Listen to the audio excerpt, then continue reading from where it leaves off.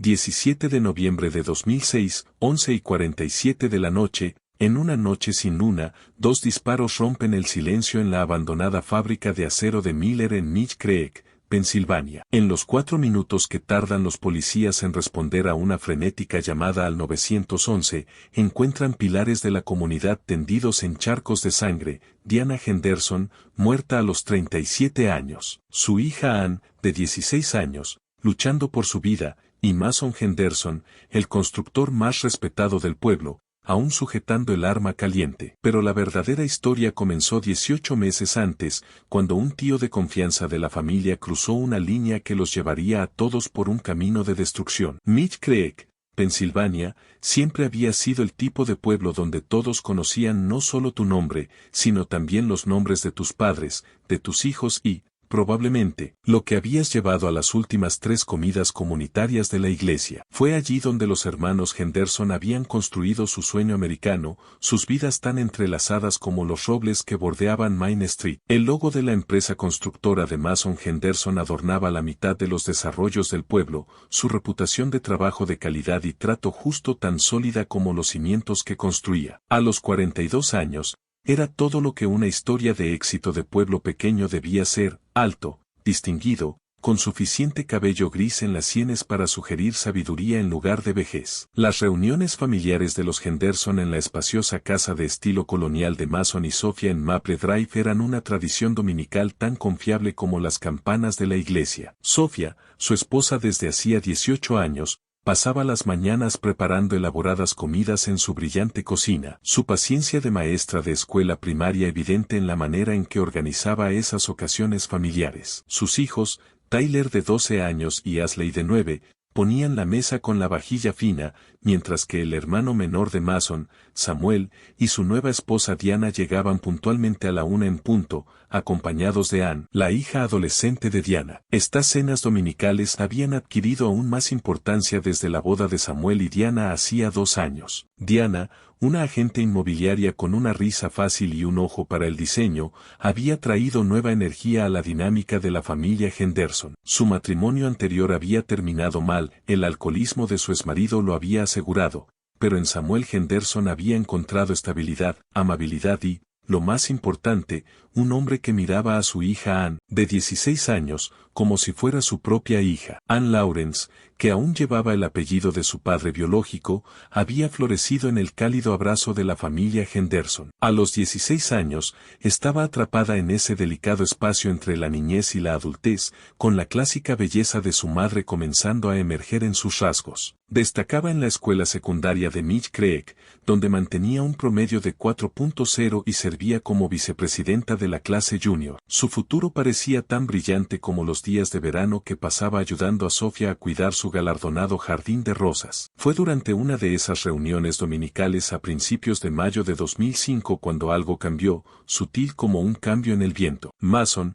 recién llegado de mostrar a Samuel y Diana su último proyecto de desarrollo, encontró a Ann sola en su oficina en casa, estudiando para sus exámenes SAT. El sol de la tarde tardía iluminaba su cabello oscuro, creando un efecto de halo que la hacía parecer mayor de lo que era. Ella levantó la mirada de su libro de texto, preguntándole sobre solicitudes universitarias y trayectorias profesionales, sus ojos brillando con confianza y admiración. «Tío», dijo ella, ¿crees que podría hacer una pasantía en tu empresa este verano? Aprender sobre el lado empresarial de las cosas. La solicitud era lo suficientemente inocente, el tipo de cosa que cualquier adolescente ambicioso podría pedirle a un pariente exitoso. Mason se quedó en la puerta, consciente de algo que se agitaba en él y que más tarde desearía haber reconocido como peligro. En cambio, sonrió, arrastró una silla y comenzó a explicarle los intrincados detalles de dirigir un negocio de construcción exitoso. Sophia fue la primera en notar el cambio en su esposo,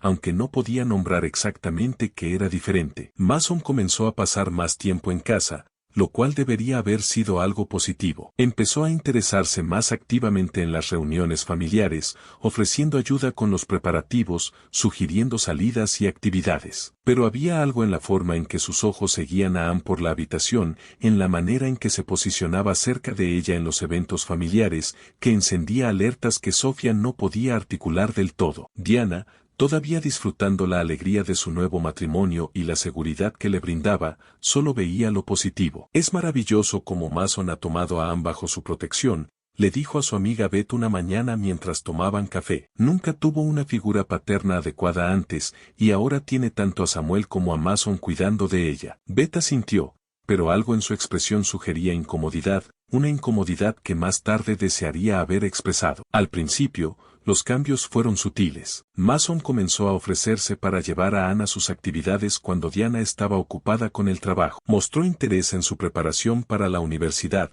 pasando horas discutiendo posibles escuelas y trayectorias profesionales. Para el mundo exterior, parecía nada más que un tío interesado en el futuro de su sobrina. Incluso Samuel se sentía conmovido por la participación de su hermano, orgulloso de cómo Mason había asumido su papel como tío de Anne. Pero había momentos breves, casi imperceptibles, que insinuaban algo más inquietante. La forma en que la mano de Mason permanecía demasiado tiempo en el hombro de Anne durante las fotos familiares. La manera en que sus miradas se encontraban a través de la mesa de comedor, sosteniendo el contacto un segundo más de lo necesario. La forma en que encontraba razones para estar donde ella estaba, su presencia constante pero de alguna manera siempre justificada. Sofía notó cómo Mason había comenzado a vestirse con más cuidado para las reuniones familiares, cómo se miraba en el espejo antes de que Anne llegara. Vio cómo se colocaba junto a Anne en las fotos familiares, cómo su sonrisa parecía más brillante cuando la adolescente estaba cerca. Pero apartó estas observaciones,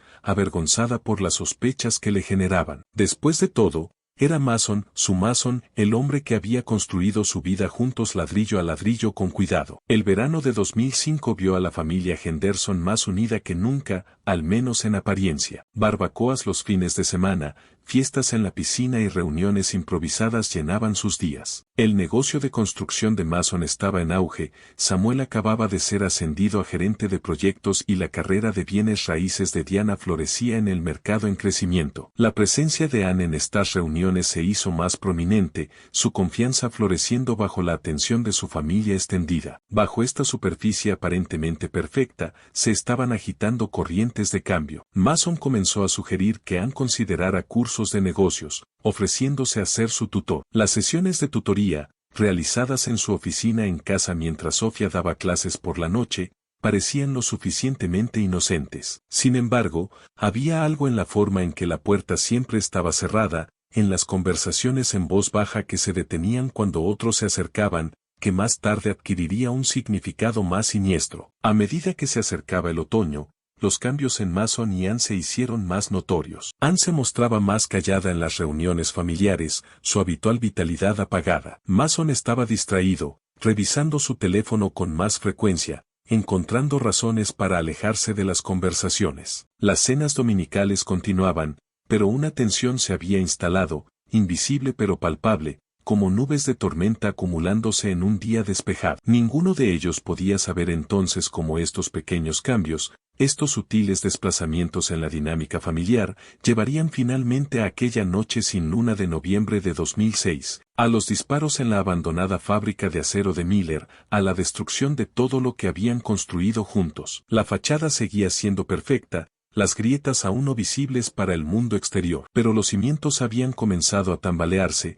y la estructura de sus vidas cuidadosamente construidas ya empezaba a derrumbarse. Cuando el otoño llegó a Mill Creek, tiñendo los árboles de intensos naranjas y profundos rojos, Mason Henderson se encontró luchando una batalla que ni siquiera estaba dispuesto a reconocer. Su creciente obsesión por Anne había comenzado a consumir sus pensamientos, infiltrándose en los momentos tranquilos de sus días y las horas oscuras de sus noches. Comenzó a llegar temprano a la oficina, sabiendo que Anne pasaba corriendo durante su rutina matutina, su café enfriándose mientras la observaba a través de los ventanales de su oficina de esquina. La oportunidad de profundizar su conexión se presentó de manera natural. Las puntuaciones de Anne en los exámenes SAT, aunque buenas, no eran suficientes para las universidades de sus sueños. Podría ayudarla a estudiar, ofreció Mason durante una cena familiar, su voz cuidadosamente casual. Sofía, corrigiendo exámenes en la mesa de la cocina, simplemente asintió, distraída con su trabajo. Diana sonrió agradecida,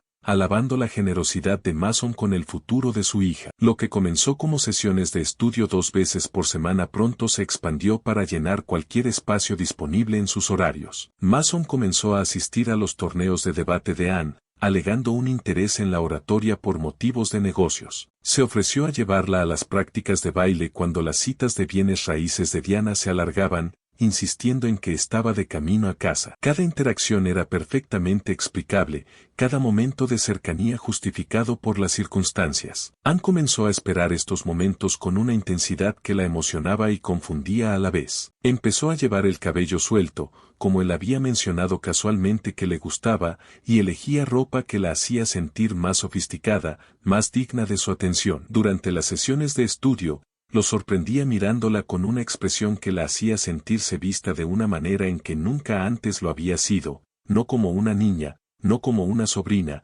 sino como algo más. El primer mensaje de texto fue lo suficientemente inocente, Mason preguntándole si necesitaba que la llevara a casa durante un repentino aguacero. Pero pronto sus teléfonos vibraban constantemente, compartiendo bromas privadas, observaciones diarias, fragmentos de sus vidas que parecían insignificantes pero llevaban implícitas corrientes de creciente intimidad. Anne comenzó a dormir con su teléfono bajo la almohada, el corazón acelerándose con cada notificación. «Pareces diferente últimamente», comentó Diana una noche, observando a su hija prepararse para lo que pensaba que era solo otra sesión de estudio. «Más feliz». Anne simplemente se encogió de hombros, con la culpa mezclándose con la emoción mientras aplicaba un poco de brillo labial, algo que nunca había hecho antes para estudiar. La inquietud de Sofía creció como una sombra al atardecer, alargándose y oscureciéndose con cada día que pasaba. Notó cómo la atención de Mason se dirigía de inmediato a su teléfono, la ligera sonrisa que aparecía en sus labios al leer los mensajes. Vio cómo permanecía más tiempo del necesario en los recitales de danza de Anne, cómo sus ojos seguían los gráciles movimientos de la adolescente con una intensidad que le hacía encogerse el estómago. La línea se cruzó un lluvioso martes por la tarde de octubre. Anne estaba molesta por un chico de la escuela, un rechazo que normalmente habría sido una tragedia adolescente pero que ahora parecía una oportunidad. Mason la escuchó llorar, le ofreció consuelo y luego, en un momento que los perseguiría a ambos, apartó su cabello de su rostro con una ternura que no tenía nada de avuncular. «Eres tan especial, Anne», susurró, su mano aún sosteniendo su mejilla. «Ese chico es un idiota por no verlo». El beso que siguió fue breve, gentil y catastrófico en sus implicaciones. Ambos se apartaron de inmediato, conmocionados por lo que había ocurrido, pero el límite había sido cruzado. No habría vuelta atrás. Las racionalizaciones llegaron rápido, desesperadamente. Mason se decía a sí mismo que la estaba protegiendo, guiándola, amándola de una manera que trascendía las fronteras convencionales. Anne se convenció de que su conexión era única, especial, destinada. No estaban realmente relacionados por sangre, razonó. Ella era madura para su edad, ¿verdad? Él no era tan mayor. No realmente. Samuel permanecía felizmente ajeno, orgulloso de la implicación de su hermano en la vida de su hijastra. «De verdad has dado un paso adelante», le dijo a Mason una noche mientras tomaban cervezas. «Cuidar de Anne de esta manera. Me enorgullece llamarte mi hermano». Mason sonrió con rigidez, la cerveza amarga en su boca, con la culpa y el deseo librando una batalla en su interior. Los mensajes de texto se volvieron más frecuentes, más íntimos. Las conversaciones nocturnas sobre sueños y miedos evolucionaron hacia coqueteos sutiles y luego expresiones explícitas de sentimientos prohibidos. «No puedo dejar de pensar en ti», escribió Anne una noche, la luz de su teléfono iluminando su dormitorio adolescente, aún decorado con trofeos de danza y peluches. «Esto está mal», respondía Mason, aunque al mismo tiempo escribía, «yo tampoco puedo dejar de hacerlo». Sofía observaba cómo su esposo se alejaba de su matrimonio como la marea se aleja de la orilla, de manera gradual pero inexorable. Sus conversaciones se volvieron superficiales, su intimidad inexistente. Se encontraba estudiando fotos antiguas, tratando de identificar el momento en que lo había perdido, sin saber que estaba siendo arrastrado por una corriente mucho más peligrosa que una simple discordia marital. El orgullo de Diana por lo que veía como una floreciente relación de tío y sobrina se convirtió en otra herida en la creciente colección de culpa de Mason y Anne. «Es tan maravilloso lo cercanos que se han vuelto ustedes dos», decía, cada palabra una inconsciente vuelta de cuchillo. Anne sonreía y apartaba la mirada, mientras Mason carraspeaba y cambiaba de tema. Las sesiones de tutoría se hicieron más largas y los temas menos académicos. Se sentaban juntos en el sofá de la oficina, los libros de texto olvidados mientras hablaban de sus vidas, sus sueños, sus sentimientos crecientes. Mason compartía sus frustraciones con su matrimonio, sus miedos al envejecimiento, su anhelo por algo más. Anne absorbía todo, sintiéndose adulta y especial, elegida. El contacto físico se volvió más frecuente, cada toque cargado de significado. Una mano en un hombro durante una explicación, rodillas que se tocaban al sentarse juntos, dedos que rozaban al intercambiar papeles. Cada contacto era plausible de negar, pero innegablemente intencional. El aire entre ellos se volvía espeso con deseos no expresados y planes a medio formar. Con la llegada del invierno, su secreto pesaba más. Las calificaciones de Anne comenzaron a bajar, su atención dispersa por la intensidad de su relación oculta. El trabajo de Mason se resintió mientras pasaba más tiempo orquestando formas de verla, su agudeza empresarial, antes afilada, embotada por la distracción constante. Pero, como el primer eufórico subidón de una adicción, la emoción de su conexión prohibida eclipsaba las crecientes consecuencias. El tejido de la vida familiar comenzó a deshilacharse en los bordes. Las cenas dominicales se convirtieron en ejercicios de miradas furtivas y distancias cuidadosamente medidas.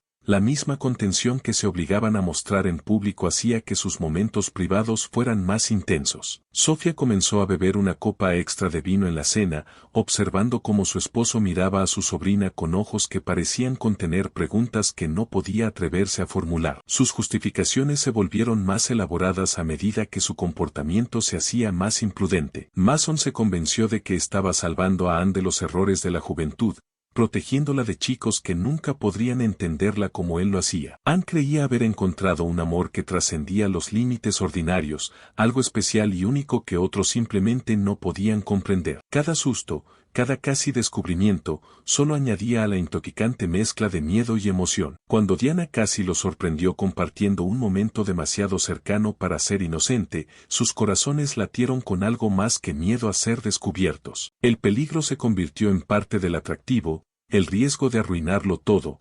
paradójicamente, los hacía dispuestos a arriesgar aún más. Sin embargo, bajo las racionalizaciones y los momentos robados, la culpa los corroía a ambos. Anne se quedaba despierta por la noche, pensando en la sonrisa confiada de su madre, el genuino amor de su padrastro, la amabilidad de su tía Sofía. Mason veía fugaces reflejos de sí mismo en ventanas y espejos, viendo a un hombre que ya no reconocía, alguien capaz de traicionar cada principio que una vez sostuvo como sagrado. Pero, como un tren que se había salido de las vías, ahora se movían con un impulso fuera de su control. Cada paso más profundo en su relación prohibida hacía que retroceder pareciera tanto más necesario como imposible. A medida que el año llegaba a su fin, ni Mason ni Anne podían ver cómo sus decisiones los estaban llevando inexorablemente hacia aquella fatídica noche en la abandonada fábrica de acero de Miller, donde el precio de sus elecciones finalmente se pagó. El viento de enero aullaba por Mill Creek como una advertencia,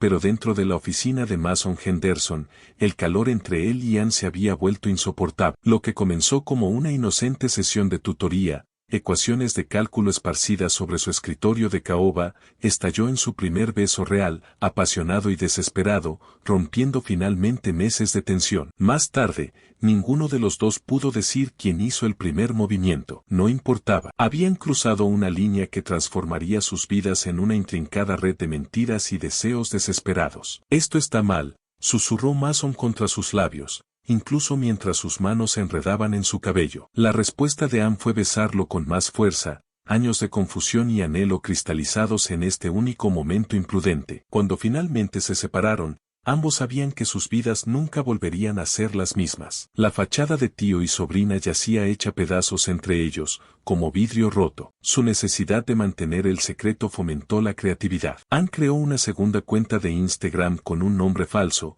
supuestamente para un proyecto escolar. Mason compró un teléfono de prepago, diciéndole a Sofía que era para emergencias de negocios. Desarrollaron un lenguaje en clave para sus mensajes, revisando propuestas de negocio significaba reunirse reunirse en sus lugares especiales, planeando cena familiar señalaba cancelaciones cuando el riesgo era demasiado alto. Cada aspecto de su comunicación se convirtió en un ejercicio de subterfugio. La primera vez que se encontraron fuera de las reuniones familiares y las sesiones de tutoría fue en una pequeña cafetería a 2 pueblos de distancia. Mason tenía una reunión de negocios legítima cerca. Anne le dijo a su madre que estudiaría con amigas. La emoción de estar juntos en público, fingiendo ser extraños mientras compartían miradas secretas sobre sus tazas, era embriagadora. Se convirtió en su plantilla, encontrar formas de robar momentos a plena vista. Sofía notó los cambios en su esposo como un accidente de coche a cámara lenta que no podía evitar. Mason comenzó a trabajar hasta más tarde, con excusas pulidas a la perfección. Un gran proyecto de desarrollo, decía, besándola distraídamente en la mejilla. Reuniones con clientes. Pero su colonia estaba más fresca a las 8 de la noche que en el desayuno, y a veces lo sorprendía sonriendo a su teléfono con una expresión que hacía años no le dirigía a ella. La transformación de Anne fue igualmente dramática. Su promedio de sobresaliente comenzó a bajar, lo que provocó correos electrónicos preocupados de sus profesores. Anne parece distraída en clase, escribieron a Diana. Su trabajo muestra menos atención a los detalles. Diana lo atribuyó al estrés típico de la adolescencia, aunque notaba que su hija se volvía más reservada. Pasaba horas preparándose para las sesiones de estudio y volvía a casa con un rubor en las mejillas que no tenía nada que ver con los logros académicos. Las mentiras se multiplicaron como células cancerosas. Mason inventaba viajes de negocios a ciudades cercanas, reservando habitaciones de hotel para encuentros a los que Anne asistía con el pretexto de visitas a universidades o competiciones de danza. Anne elaboraba una compleja red de grupos de estudio falsos y proyectos escolares inexistentes, cada mentira requiriendo 3 más para sostenerla. El peso de su engaño se volvía casi insoportable, pero la emoción de sus momentos robados hacía que pareciera valer la pena. Su primer susto real ocurrió durante una reunión familiar en marzo. Sofía entró inesperadamente en la oficina de Mason y los encontró demasiado cerca uno del otro, con las mejillas de Anne sonrojadas y la mano de Mason bajando rápidamente de donde había estado acariciando su rostro. Solo algo en su ojo, explicó Mason con naturalidad, mientras Anne sentía con demasiado entusiasmo. Sofía se quedó allí por un largo momento, su expresión inescrutable, antes de darse la vuelta sin decir una palabra. El incidente debería haberlos asustado y puesto fin a todo. En cambio, solo añadió más emoción peligrosa a su relación. Comenzaron a correr mayores riesgos, encontrándose en lugares cada vez más públicos, impulsados por una necesidad casi compulsiva de empujar los límites. Un beso rápido en el jardín durante una barbacoa familiar. Tomarse de las manos debajo de la mesa en la cena del domingo. Cada casi descubrimiento era como una dosis de adrenalina para sus corazones ya acelerados. El trabajo de Mason comenzó a resentirse. Se perdía reuniones importantes, su mente consumida por pensamientos de Anne. Proyectos que antes habrían tenido toda su atención ahora le parecían triviales en comparación con planear su próximo encuentro. Su socio de negocios lo notó, haciendo comentarios preocupados sobre su distracción, pero Mason los desestimaba con excusas bien ensayadas. La tensión financiera de mantener su vida secreta comenzó a hacerse evidente. Habitaciones de hotel, regalos para Anne, los teléfonos de prepago, todo se acumulaba. Sofía, quien siempre había manejado las cuentas del hogar, notó que desaparecían sumas de dinero de manera irregular. Cuando cuestionó a Mason sobre las discrepancias, él se puso a la defensiva, iniciando discusiones para desviar sus preguntas. Su matrimonio, ya tenso, comenzó a resquebrajarse bajo el peso de sospechas no expresadas. El mundo de Anne se redujo al alcance de su relación. Se alejó de sus amigas, poniendo excusas para evitar reuniones sociales que pudieran interferir con su tiempo con Mason. Su mejor amiga, Madison, notó el cambio y comentó cómo Anne nunca parecía tener tiempo para sus actividades habituales. «Estás diferente», le dijo Madison durante el almuerzo un día. «Es como si ya no estuvieras aquí». Anne simplemente se encogió de hombros, incapaz de compartir el secreto que consumía su vida. Los rumores comenzaron como un susurro, como siempre sucede en los pueblos pequeños. Beth, la amiga de Diana que había notado algo extraño meses atrás, mencionó a otra amiga lo raro que era que Mason Henderson pasara tanto tiempo con su sobrina. La amiga se lo comentó a alguien más, añadiendo sus propias observaciones sobre el cambio en el comportamiento de Anne. Como ondas en un estanque, las especulaciones se propagaron silenciosamente por los círculos sociales de Mill Creek. Samuel, atrapado entre su hermano y su esposa, percibió la creciente tensión pero no podía identificar su origen. Notó cómo Mason y Sofía apenas hablaban durante las reuniones familiares, como su hermano parecía evitar mirarlo cuando ciertos temas salían a colación. Pero Samuel, siempre leal, lo atribuyó a las tensiones naturales del trabajo y el matrimonio. ¿Todo bien con Sofía?, le preguntó a Mason un día en el trabajo. La apresurada seguridad de Mason de que todo estaba bien solo aumentó la inquietud de Samuel. La preocupación de Diana por su hija crecía con cada semana que pasaba. Los cambios de humor de Anne se volvieron más pronunciados, eufórica un momento, retraída y taciturna al siguiente. Cuando Diana trataba de hablarlo, Anne se ponía a la defensiva, acusando a su madre de exagerar. Estoy bien, insistía con voz tensa, cargada de emociones reprimidas. Todo está bien, pero Diana había comenzado a notar cómo estos cambios de humor parecían correlacionarse con la presencia o ausencia de Mason. La presión comenzó a manifestarse en el comportamiento de Mason y Anne. Durante una cena familiar a finales de abril, Anne derramó una copa de vino cuando la pierna de Mason rozó la suya bajo la mesa. Más tarde esa misma noche, Sofía encontró a Mason sentado en su coche en el camino de entrada, mirando al vacío con una expresión de tal conflicto que le rompió el corazón. Pero cuando le preguntó qué pasaba, él desvió la conversación con su habitual facilidad. Sus encuentros secretos se hicieron más frecuentes e imprudentes. Comenzaron a usar las casas vacías en el nuevo desarrollo de Mason como puntos de encuentro, el riesgo de ser descubiertos añadiendo un filo desesperado a sus encuentros. Anne faltaba a clases para verlo, mientras Mason reorganizaba todo su horario de trabajo en torno a esos momentos robados. La emoción del secreto se había convertido en una adicción, llevándolos a tomar riesgos cada vez más peligrosos. Los profesores de la escuela secundaria de Mill Creek organizaron una conferencia para hablar sobre el deterioro en el desempeño de Anne. Una vez una estudiante ejemplar, ahora entregaba sus trabajos tarde o, a veces, no los entregaba, y su trabajo mostraba claras señales de distracción. Durante las clases, pasaba más tiempo revisando su teléfono que tomando apuntes. Cuando la confrontaban, prometía mejorar, pero sus ojos guardaban secretos que sus maestros no podían empezar a comprender. Las sospechas de Sofía se cristalizaron una noche cuando encontró un recibo de una joya costosa que nunca había recibido. Cuando llamó a la tienda, describieron a la joven que había acompañado a su esposo durante la compra, una descripción que le heló la sangre. Esa noche, permaneció despierta junto a Mason, escuchando su respiración constante y preguntándose que tan bien conocía al hombre con quien se había casado. La verdad flotaba justo debajo de la superficie de sus vidas diarias,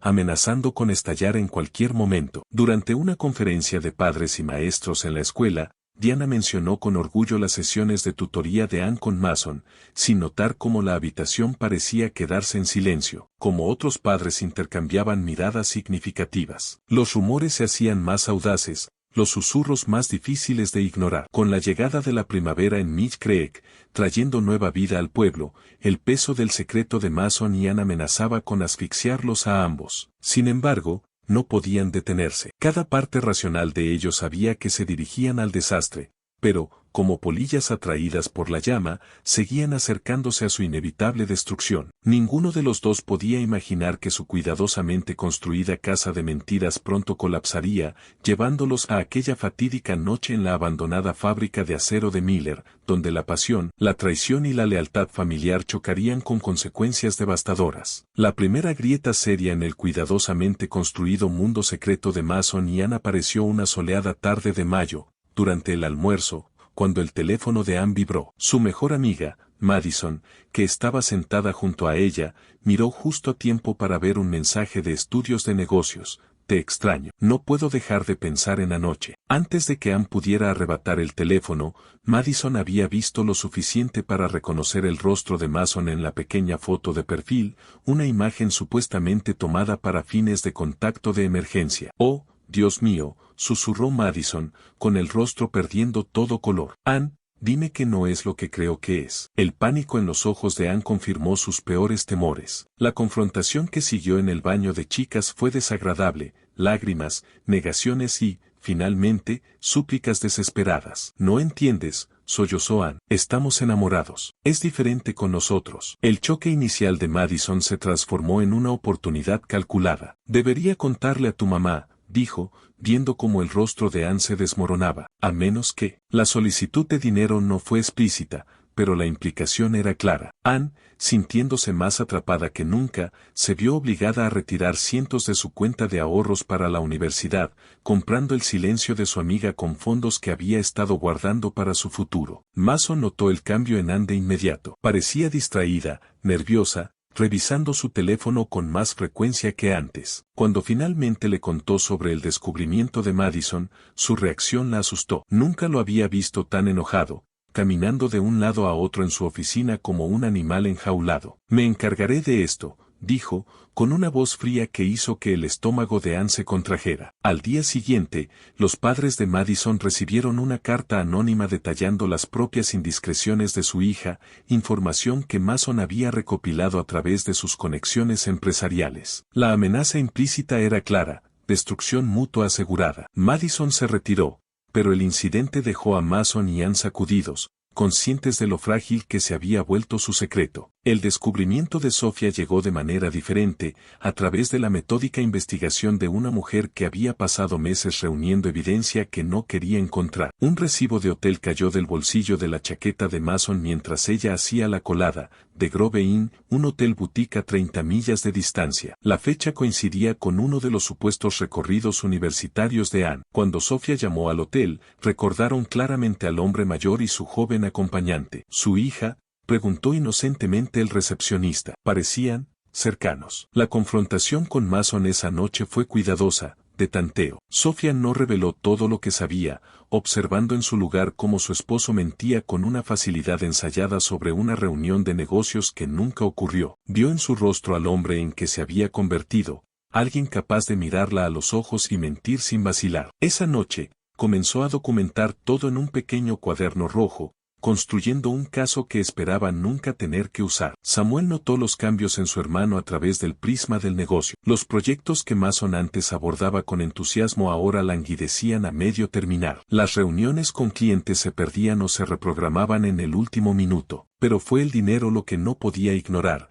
discrepancias en las cuentas, gastos inexplicables, patrones que no tenían sentido para su modelo de negocio. Necesitamos hablar de lo que está pasando, lo confrontó Samuel una mañana. El proyecto Anderson tiene semanas de retraso, y no puedo seguir cubriéndote con la junta. La respuesta de Mason fue inusualmente agresiva, acusando a Samuel de intentar socavarlo. La discusión terminó con puertas que se cerraron de golpe y empleados conmocionados, mientras sus voces elevadas resonaban por toda la oficina. El mundo de Diana comenzó a desmoronarse por el instinto de una madre y un descubrimiento fortuito. Mientras limpiaba el cuarto de Anne, encontró una pequeña caja de joyería escondida en el fondo de un cajón. Dentro había un collar de oro blanco que nunca había visto antes, demasiado costoso para el presupuesto de una adolescente. El recibo, guardado en la caja, llevaba la firma de Mason. Diana se sentó en la cama de Anne durante mucho tiempo, el collar en sus manos, tratando de encontrar explicaciones inocentes que no llegaban. La presión de mantener su secreto comenzó a resquebrajar la relación entre Anne y Mason desde dentro. Anne,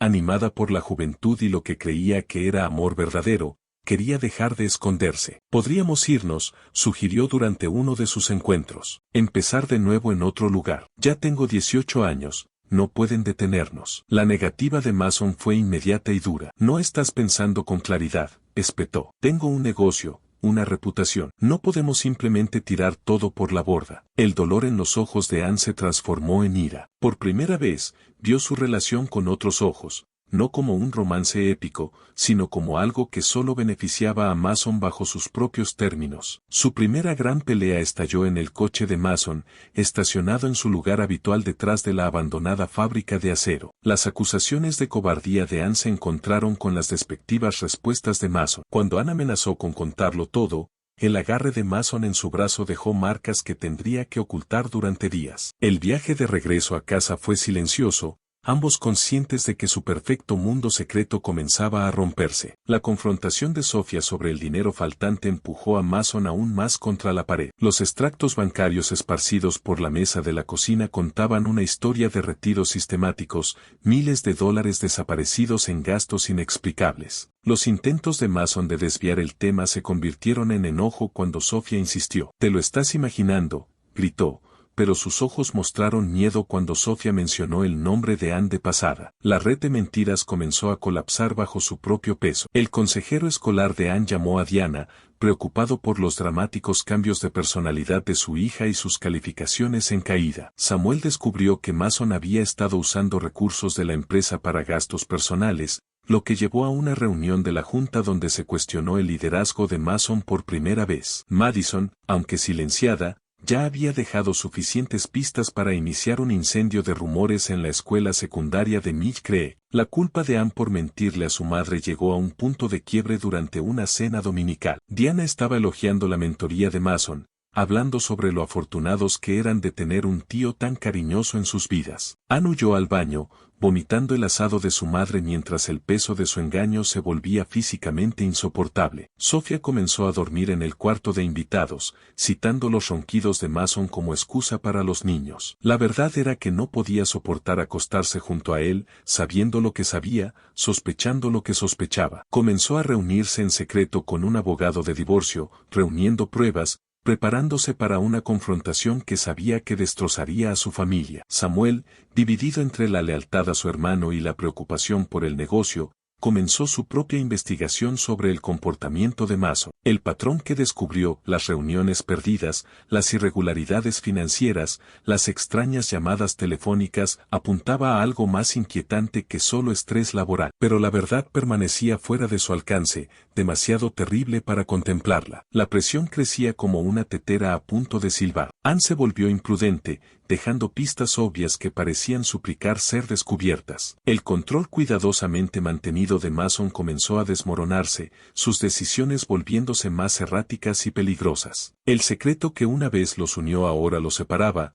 culpándose mutuamente por su creciente infelicidad. Cuando mayo se convirtió en junio, la fachada que habían construido cuidadosamente se desmoronaba más rápido de lo que podían repararla. La verdad que habían ocultado durante tanto tiempo emergía a la superficie como un cadáver en el agua, lista para revelarse de maneras que ninguno de los dos podía controlar. Ni Mason ni Anne se dieron cuenta de que sus próximas decisiones desencadenarían los eventos finales que llevarían a aquella fatídica noche en la abandonada fábrica de acero de Miller, donde todos sus secretos finalmente explotarían en violencia y tragedia. Madison Cooper estaba sentada en la sala de estar de Diana Henderson, sus manos temblaban mientras sostenía una taza de té que no había tocado. El peso de lo que estaba a punto de hacer la aplastaba como una fuerza física. Diana estaba sentada frente a ella, con la preocupación grabada en el rostro, esperando que Madison explicara por qué había pedido reunirse en privado un miércoles por la tarde. Es sobre Anne, logró decir Madison finalmente, con una voz apenas audible. Y el señor Henderson. La expresión de confusión en el rostro de Diana mientras Madison continuaba hablando se transformó lentamente en horror, luego en negación, y finalmente en una comprensión devastadora que perseguiría los sueños de Madison durante meses. Al otro lado del pueblo, casi al mismo tiempo, Sofía Henderson estaba a punto de hacer su propio descubrimiento. Mason había dejado su teléfono en casa en su prisa por asistir a una reunión matutina, un pequeño descuido que finalmente derrumbaría su castillo de mentiras. Cuando el dispositivo vibró con un mensaje de estudios de negocios, los dedos temblorosos de Sofía lo abrieron para encontrar cientos de intercambios entre su esposo y su sobrina, dejando ninguna duda sobre la verdadera naturaleza de su relación. La primera reacción de Diana fue una negación violenta. «Estás mintiendo», acusó a Madison, levantándose de su silla. «¿Cómo te atreves a inventar historias tan sucias sobre mi hija?» Pero incluso mientras pronunciaba esas palabras,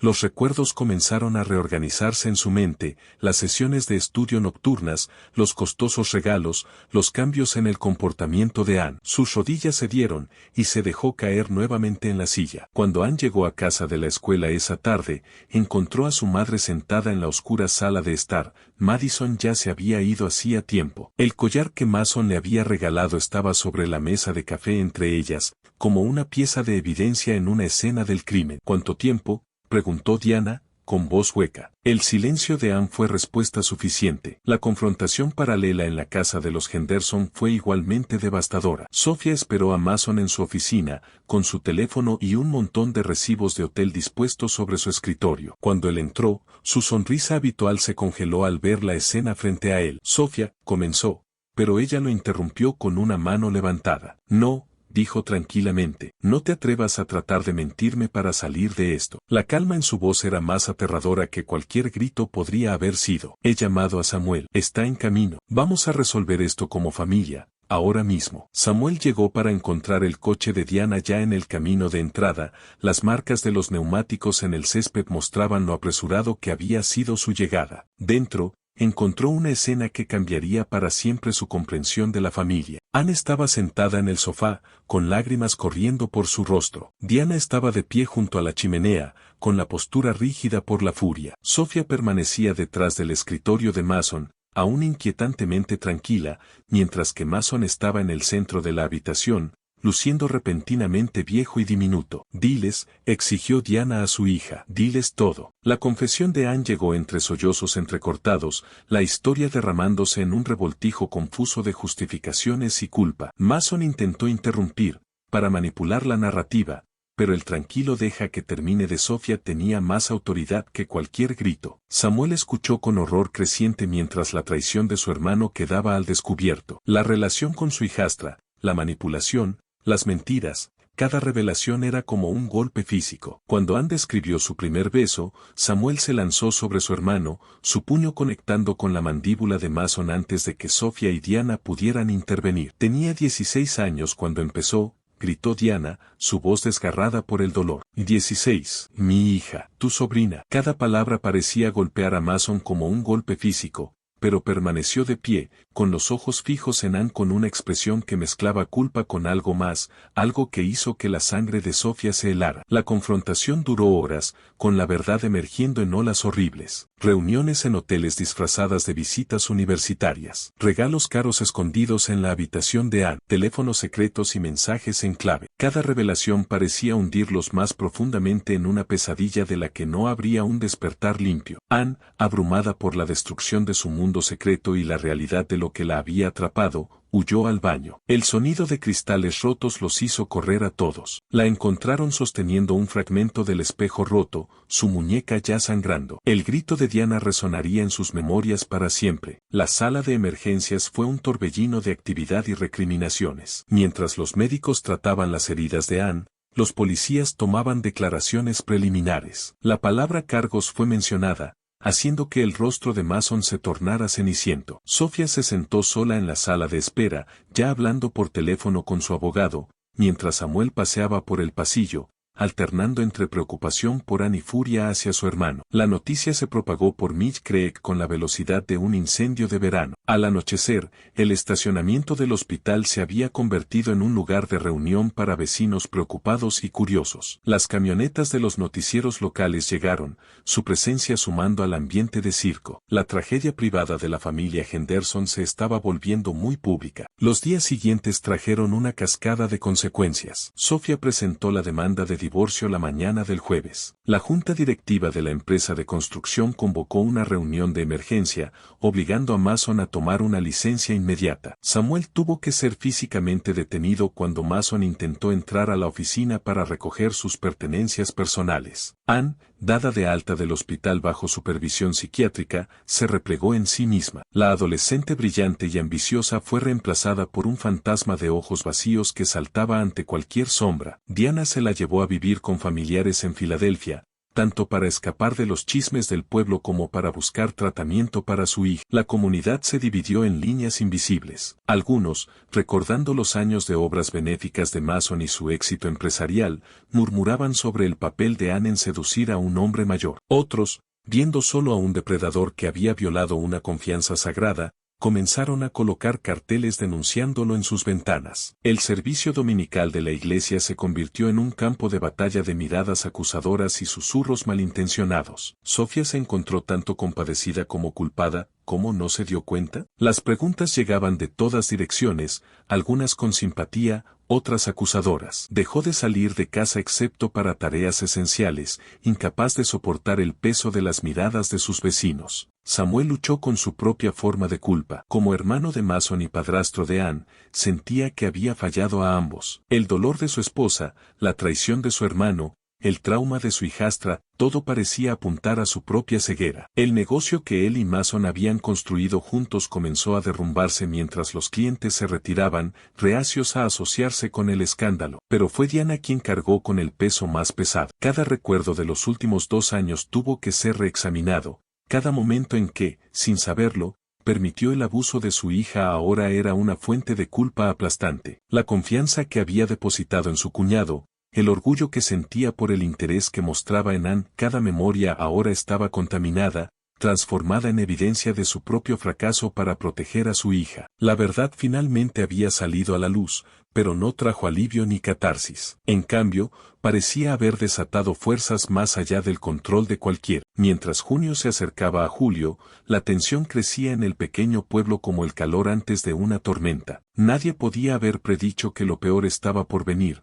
que el acto final de esta tragedia se desarrollaría en la abandonada fábrica de acero de Miller, donde el precio de la traición se pagaría con sangre. El mensaje de texto llegó al teléfono de Anne a las 10:23 de la noche el 17 de noviembre de 2006. No puedo vivir sin ti. Fábrica de acero Miller. Medianoche. Por favor. Ella miró las palabras brillando en la oscuridad de su habitación en Filadelfia, su corazón latiendo con fuerza. Después de 5 meses de silencio, de sesiones de terapia y medicación, de intentar reconstruir su vida rota, las palabras de Mason tiraron de algo profundo dentro de ella que no había sanado por completo. Diana, pasando por la habitación de su hija para un último chequeo nocturno, vio el resplandor azul del teléfono a través de la rendija bajo la puerta. Desde el descubrimiento de la relación, había desarrollado un sexto sentido para estas cosas. Algo en su instinto se retorció mientras observaba la sombra de Anne moverse frente a la luz, seguido del sonido de una ventana abriéndose. El viaje de regreso a Mill Creek fue un borrón de luces de carretera y miedo. Las manos de Anne temblaban sobre el volante de su Honda, su mente reproduciendo el mensaje de Mason. Detrás de ella,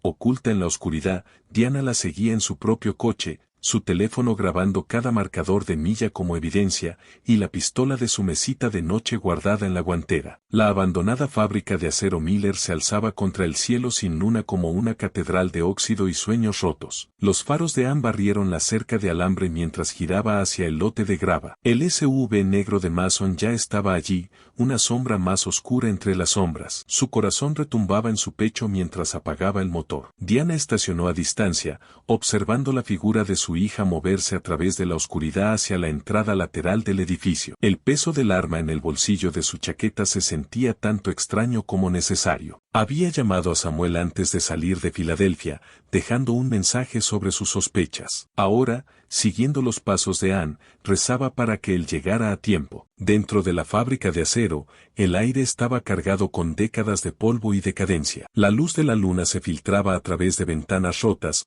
proyectando sombras extrañas sobre la maquinaria oxidada. Anne encontró a Mason en lo que alguna vez fue una oficina, una linterna a pilas iluminando su rostro con un relieve duro. Parecía mayor, atormentado, su apariencia pulida habitual reemplazada por algo desesperado. «Viniste», dijo, su voz quebrándose. Dio un paso hacia ella, brazos extendidos. Pero Anne retrocedió. 5 meses de terapia le habían dado una nueva perspectiva sobre lo que había sucedido entre ellos. «Necesitamos hablar», dijo con firmeza, aunque su voz temblaba. La conversación que siguió fue un baile de recriminaciones y justificaciones. Mason habló de amor, de extrañarla, de planes para huir juntos. Anne respondió con verdades duras sobre manipulación y abuso. La palabra adoctrinamiento cayó entre ellos como una piedra en aguas quietas. Ninguno de los dos oyó la aproximación de Diana hasta que su voz cortó la oscuridad. «Aléjate de mi hija». El haz de su linterna los atrapó a ambos, el rostro de Mason torciéndose en sorpresa y enojo,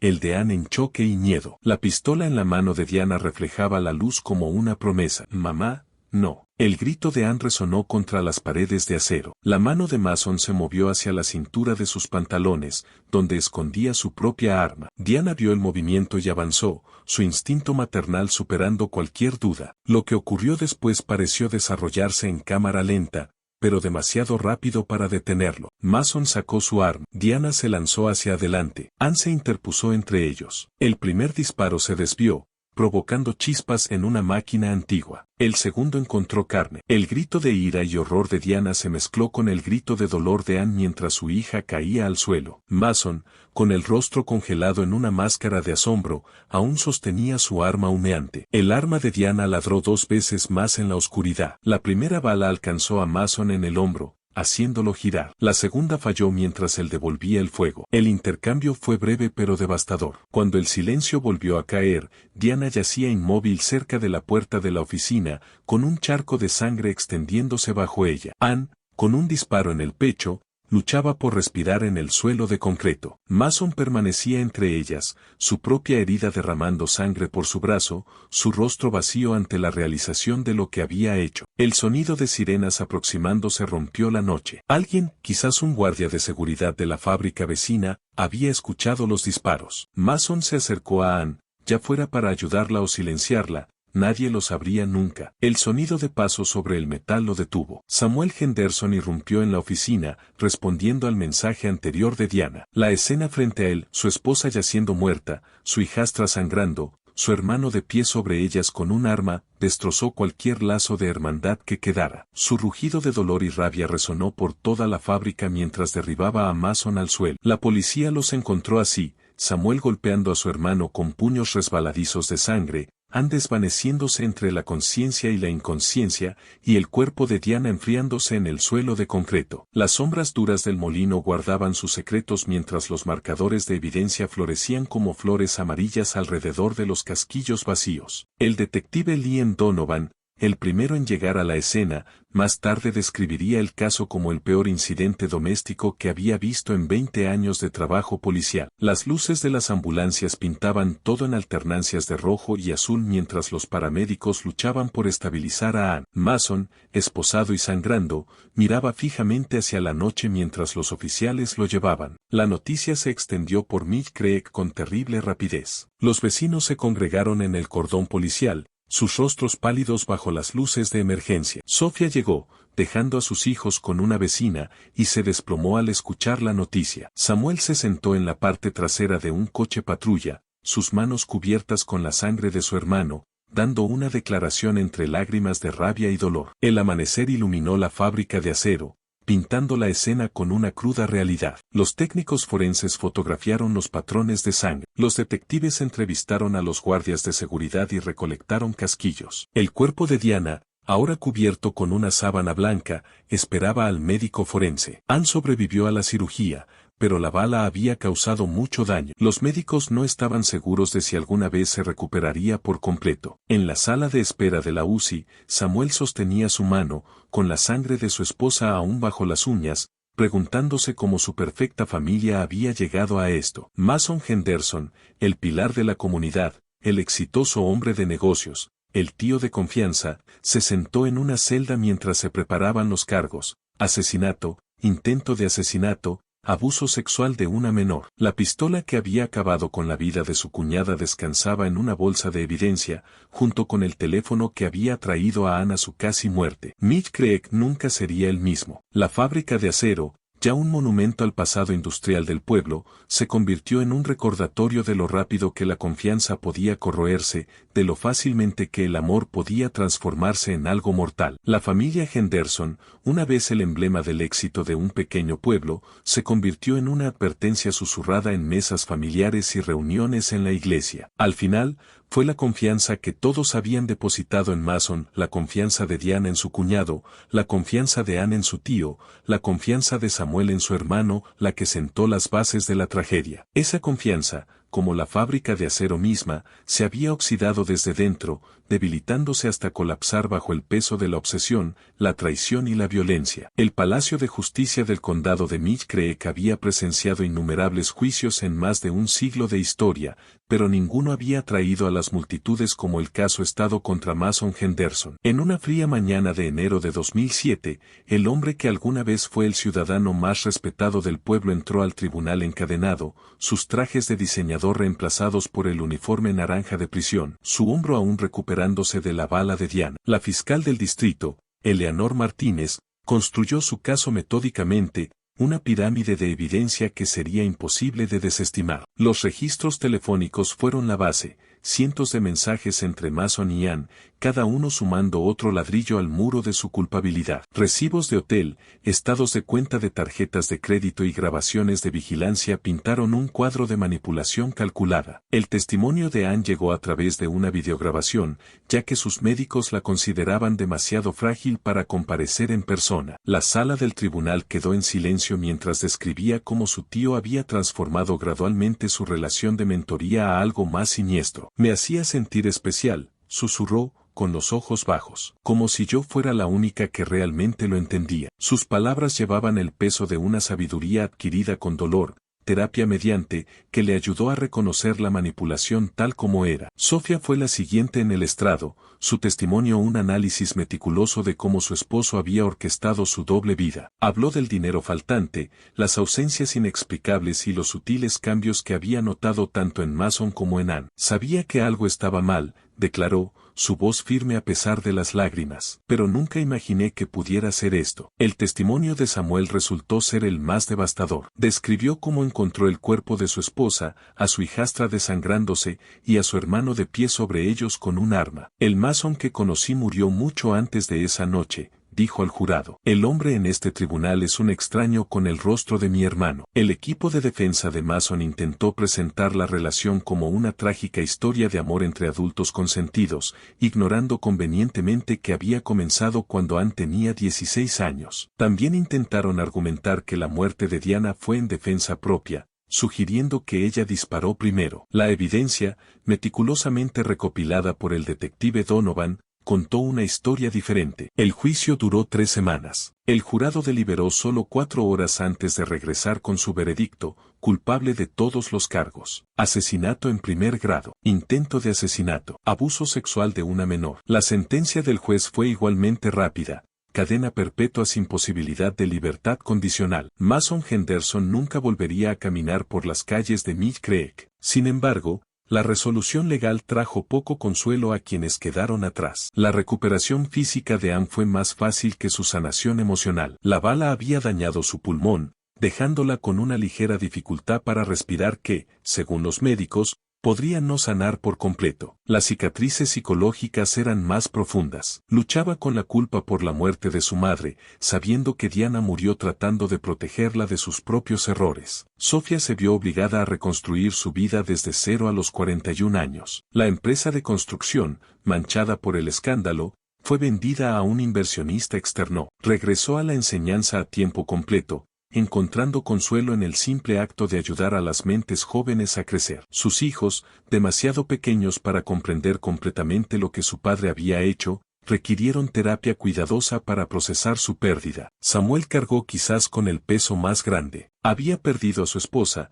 casi perdió a su hijastra y también a su hermano en una sola noche terrible. El fondo fiduciario que estableció en nombre de Diana proporcionó becas para víctimas de abuso doméstico, un pequeño intento de encontrar significado en una tragedia sin sentido. Él y Ann se acercaron más a través de su dolor compartido, sanando su relación mientras se ayudaban mutuamente a recuperarse. La comunidad de Mill Creek luchó por reconciliar al Mason Henderson que habían conocido con el monstruo revelado en el tribunal. La fábrica de acero se convirtió en un lugar prohibido, mencionado en susurros, su oscura silueta un recordatorio de lo bien que algunas personas pueden ocultar su verdadera naturaleza. Algunos culparon a Sofía por no ver las señales, otros criticaron a Diana por confrontar a Mason sola, pero la mayoría reconoció la tragedia como lo que realmente era, el resultado de la obsesión destructiva de un hombre. 5 años después del juicio, Ann se graduó de la universidad, sintiendo la ausencia de su madre como un dolor físico durante la ceremonia. Había elegido psicología como su especialidad,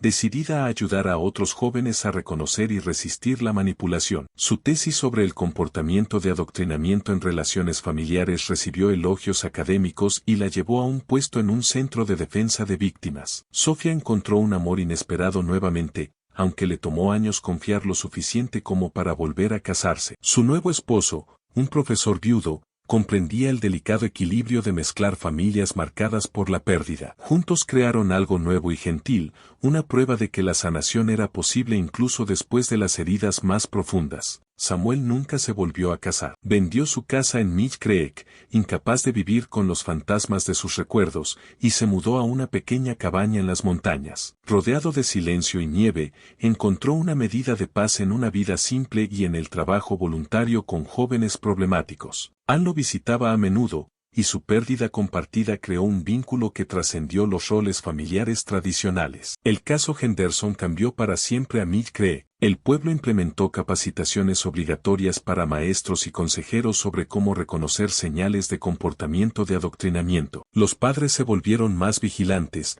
tal vez demasiado, sobre las relaciones de sus hijos con figuras de autoridad. La confianza fácil que alguna vez caracterizó la vida en un pequeño pueblo fue reemplazada por algo más cauteloso, más consciente de la complejidad humana. La historia de Mason Henderson se convirtió en una advertencia, enseñada en clases de justicia penal y discutida en seminarios de psicología. Los expertos analizaron cómo un líder respetado de la comunidad pudo ocultar tanta oscuridad, como la confianza de una familia pudo ser traicionada tan profundamente. Pero para quienes lo vivieron, los análisis académicos pasaban por alto una verdad humana simple, que el amor, retorcido por la obsesión y el poder, puede destruir todo lo que toca. 10 años después del juicio, Ann regresó a la antigua fábrica de acero Miller. El edificio había sido demolido y reemplazado por un centro comunitario nombrado en honor a Diana. De pie en el brillante vestíbulo, mirando la fotografía de su madre en la pared, Ann finalmente encontró las palabras para su grupo de apoyo de la escuela secundaria.